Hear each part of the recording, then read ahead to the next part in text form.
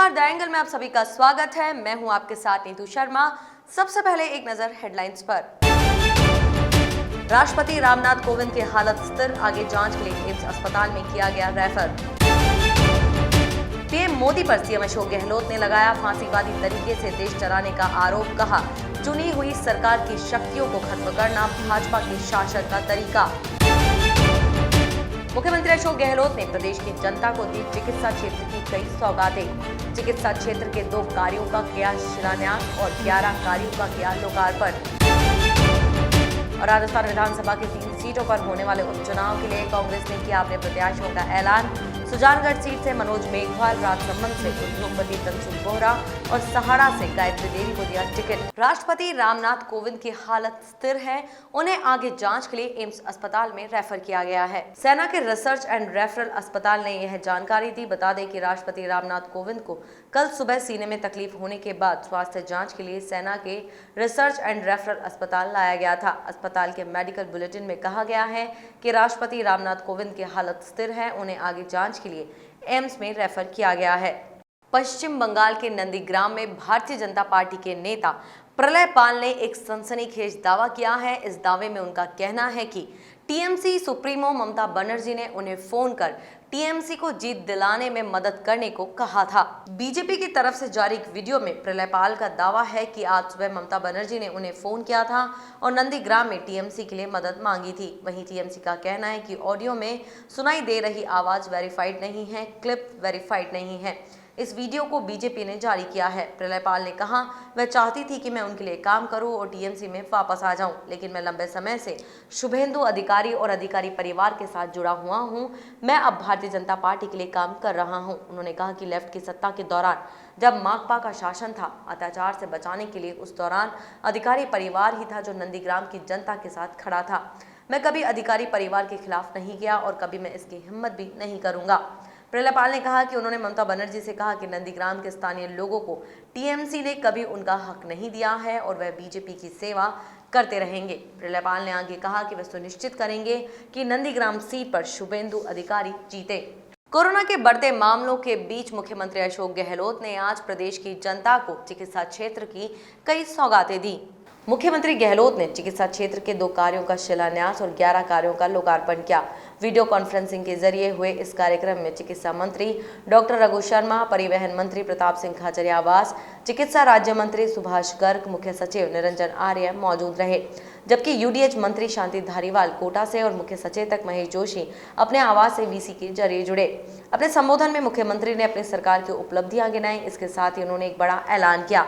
उन्होंने कहा कि प्रदेश में फिलहाल कोरोना हेल्थ वर्कर्स के साथ ही कोरोना से जंग जीतने में जुटे संविदा कर्मियों, मानदेय कर्मियों को कोरोना मौत होने पर 50 लाख रुपए दिए जा रहे हैं। अब इसमें राशन डीलर्स को भी शामिल करने का फैसला किया गया है, क्योंकि कोरोना काल के दौरान इन्होंने राशन देने के लिए दुकानें खुली रखी थी।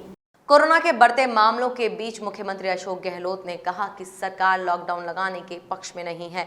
मुख्यमंत्री गहलोत ने प्रदेश की जनता को चिकित्सा क्षेत्र में कई सौगातें दी। वहीं सीएम गहलोत ने कोरोना के बढ़ते मामलों को रोकने के लिए लॉकडाउन की संभावनाओं से साफ तौर पर इनकार कर दिया। मुख्यमंत्री ने कहा कि सरकार लॉकडाउन लगाने के पक्ष में नहीं है, लेकिन जरूरत पड़ेगी तो हमें लॉकडाउन लगाए बगैर सख्ती करनी पड़ेगी। इन बढ़ते कोरोना के मामलों पर लगाम लगाने के लिए गहलोत सरकार ने प्रदेश के 8 शहरों में नाइट कर्फ्यू लगा रखा है। मुख्यमंत्री अशोक गहलोत ने केंद्र की मोदी सरकार पर देश को फांसीवादी तरीके से चलाने का आरोप लगाया है। उन्होंने सिलसिलेवार 4 ट्वीट कर मोदी सरकार पर निशाना साधा। मुख्यमंत्री ने कहा कि केंद्र ने दिल्ली सरकार के अधिकार कम करने के लिए जीएनसीटीडी एक्ट बनाया है और आने वाले समय में वह किसी भी राज्य में चुनाव हारने पर ऐसे कानून लाकर राज्य सरकार की शक्तियों को समाप्त कर सकती है। यह एक्ट लोकतंत्र की हत्या करने के समान है। यह एक चुनी हुई सरकार की शक्ति खत्म करना लोकतंत्र की भावना के खिलाफ है। उच्चतम न्यायालय ने पूर्व में फैसला देते हुए चुनी हुई सरकार को ही दिल्ली का असली मुखिया बताया था। उन्होंने कहा कि मोदी सरकार देश को फांसीवादी तरीके से चलाना चाहती है।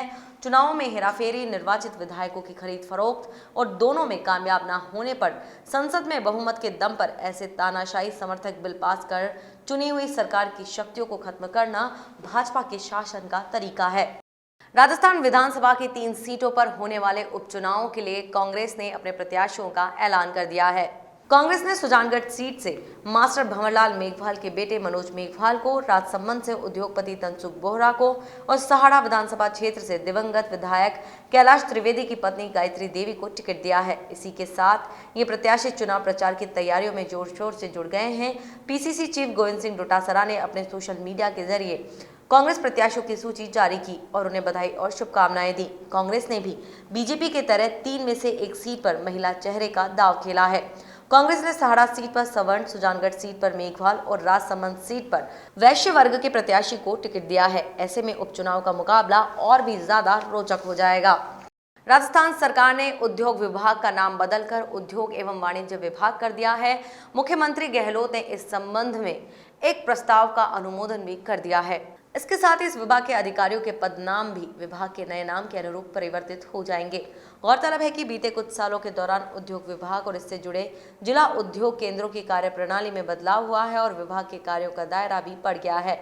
लघु, सूक्ष्म, मध्यम एवं बृहद उद्यमों के विकास के साथ साथ सेवा क्षेत्र एवं वाणिज्य क्षेत्र की गतिविधियों का विकास भी इस विभाग के कार्यकलापों एवं गतिविधियों में शामिल हो गया है। इसे देखते हुए ही इस क्रम में राज्य सरकार ने विभाग का नाम परिवर्तित करने का निर्णय लिया है। इससे राज्य में वाणिज्य एवं निर्यात संबंधित गतिविधियों के विस्तार के काम में अधिक गति आएगी। विभाग भारत सरकार की योजनाओं एवं कार्यक्रमों का बेहतर प्रचार प्रसार कर सकेगा। भारतीय किसान यूनियन के नेता राकेश टिकैत ने आज दौसा में किसान पंचायत को संबोधित किया। इससे पहले पत्रकारों से बातचीत में उन्होंने कहा कि सरकार के साथ हमारे सींग उलझ गए हैं। सरकार शर्तों के साथ वार्ता करना चाहती है तो हम भी कानून वापसी की शर्त पर बात करेंगे। इसलिए किसान आंदोलन कब समाप्त होगा कुछ पता नहीं। दिसंबर तक की तो तैयारी हमने कर ही रखी है। उन्होंने कहा सरकार जब तक तीनों कृषि कानून वापस नहीं लेती तब तक आंदोलन चलेगा, क्योंकि यह किसान आजादी का आंदोलन है। आजादी के आंदोलन में भी सालों लगे थे। डीडवाना विधायक चेतन डूडी ने होली हुड़दंग पेपर का विमोचन किया। इस मौके पर हुड़दंग के संपादक कृष्ण मुरारी सराफ को विधायक चेतन डूडी ने बधाई और शुभकामनाएं दी। विधायक डूडी ने कहा कि होली पर्व पर हर साल निकलने वाले इस पेपर का लोग बड़ी चाव से इंतजार करते हैं। पेपर का लोगों को बेसब्री से इंतजार रहता है। विमोचन कार्यक्रम में वरिष्ठ पत्रकार सलीम खान पठान, राजेंद्र धादीज, प्रकाश प्रजापत, अशोक गौड़, बजरंग पारिक, मयूर गांधी, जहीर अब्बास उस्मानी सहित अन्य मौजूद रहे। गौरतलब है कि बीते 21 सालों से होली त्योहार के मौके पर होली हुड़दंग पेपर निकाला जा रहा है। जयपुर शहर के रेनवाल में विवादित जमीन पर कचरा डालने को लेकर 2 पक्षों ने एक दूसरे पर जानलेवा हमला किया। ये घटना रेनवाल थाना इलाके के करनसर गांव की है, जहां विवादित जमीन पर कचरा डालने को लेकर दोनों पक्षों में खूनी संघर्ष हो गया। दोनों पक्षों में आपस में जमकर लाठी, सरिये और पत्थर चले। वहीं इस हमले में दोनों पक्षों के 1 दर्जन से अधिक लोग घायल हुए। घायलों में आधा दर्जन महिलाओं सहित कई अन्य लोग घायल हुए। घटना की सूचना मिलने के साथ ही पुलिस और 108 एम्बुलेंस मौके पर पहुंची। इसके बाद घायलों को करनसर स्वास्थ्य केंद्र पर प्राथमिक उपचार के बाद जयपुर अस्पताल में रेफर किया गया। खबरों का सिलसिला यूं ही जारी रहेगा। देखते रहिए द एंगल। नमस्कार।